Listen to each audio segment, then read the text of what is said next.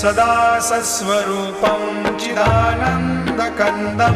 जगत्सम्भवस्थानसंहारहेतुं स्वभक्तेच्छया मानुषं दर्शयन्तं नमामीश्वरं सद्गुरुं साईनाथं भवद्वान्तविध्वंसमार्तण्डमीड्यं मनोवागतीतं मुनिर्ध्यानगम्यं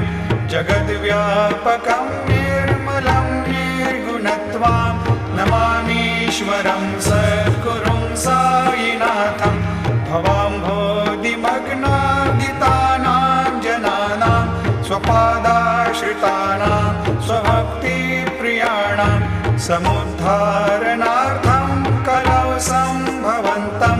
नमामीश्वरं सद्गुरुं साईनाथं सदा निम्बवृक्षस्य